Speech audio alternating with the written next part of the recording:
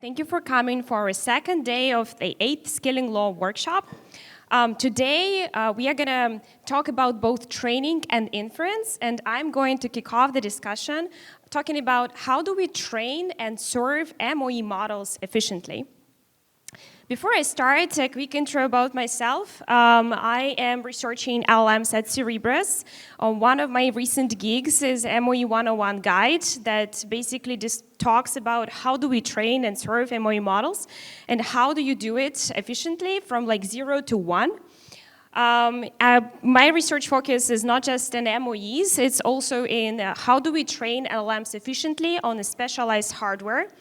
And previously, I was also involved in data scaling efforts. One of the previous projects I worked on was Slim Pajama dataset. Before coming to Cerebras, I worked at Google, also on multimodal models that are doing both text and audio. If you want to contact me ever during the workshop, feel free to just come to me. I'm going to be staying in the audience. Or I'm also active on X and talking about MoE models there. So feel free to connect with me there and ask DM me a question, and we can talk about MoEs there as well. I'm trying to be a part of the community. I kind of want to start this discussion about how do we train MoE models efficiently with like the landscape of what happened in the last few years. So a few years ago, OpenAI released the GPT-3 model, which was 175 billion in size, and it was a dense model. Along that model, OpenAI also released the scaling laws that showed as you increase the model size, you're always getting better quality. So we kind of decided that, yes, we should build scaling laws and we should increase the model size. The next effort was around data scaling. So a Chinchilla paper came up, and they suggested that in addition to scaling the model, you also want to scale your data proportionally, so you stay in a compute-efficient regime. Post-Chinchilla, the result, the byproduct of that paper was the Llama 3 series that Meta released. And you can see that the biggest model there was already larger. It was already 400 billion parameters. So they spent a lot of time figuring out how to train the model so it extracts the most signal from the same data. So they spent a lot of time curating the data, deduplicating the data, and making the signal information rich. However, after that, we started saturating on the dense benchmarks. Increasing the model size in compute became really, really hard and expensive. And one of the releases that happened end of last year was the DeepSeek v3 release. And if the model there was already 670 billion in size. So you see that we are still growing the model size, but we are going into more efficient direction. So DeepSeek v3 was the mixture of expert model, and instead of activating all 600 billion parameters, they only activated something about 40 billion per token. So that was already more efficient to train because you didn't have to train it for a very long time. Now, when we talk about this kind of like training models, you always think about the scaling laws. It's not just one model, it's like a family and how the scaling law looks like. For MoEs in particular, you can see that there is the plot here. As you increase the number of experts, you are gaining better quality. As you can see on the left side of the y-axis, so loss is always getting better. And the loss here is measured against the dense model scaling for the same flop budget. So MoEs for the same flop budget are getting better and better quality as you add more experts. You can also think about it in this other way. If I train for to the same loss as the dense model, what MoE will reduce? And actually, it reduces your flop budget. So you can see on the right side of the y-axis, for the same quality as the dense network, you can be training the MoE model like 3x faster with 32 experts.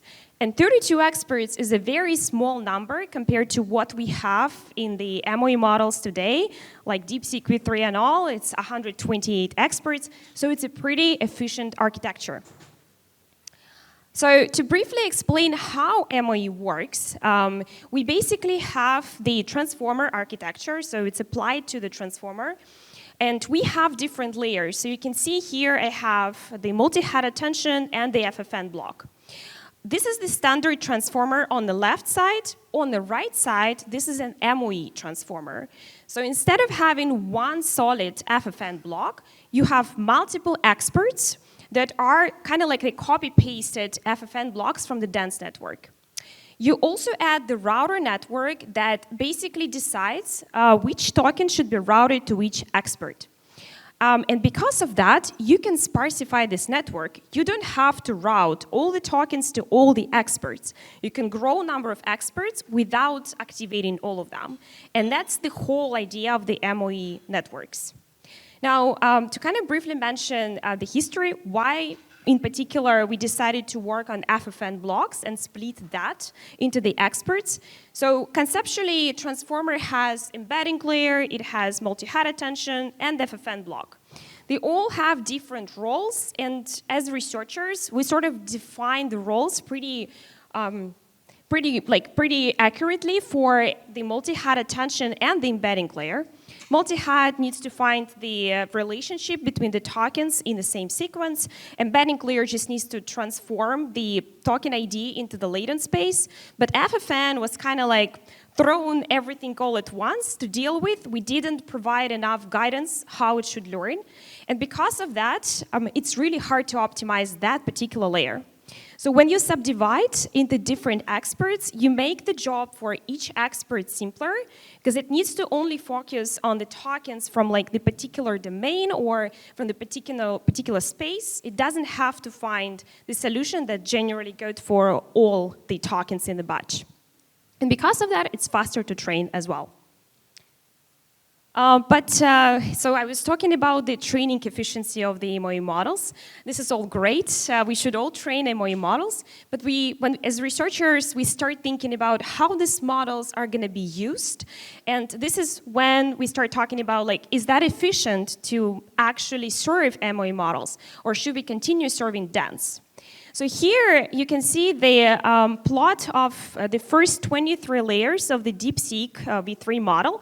And the heat maps here represent different experts compared to themselves and to other experts available at the given layer.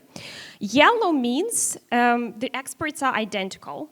So if you see here that the DeepSeek v3 model has loads of redundancy, experts essentially are doing repetitive work.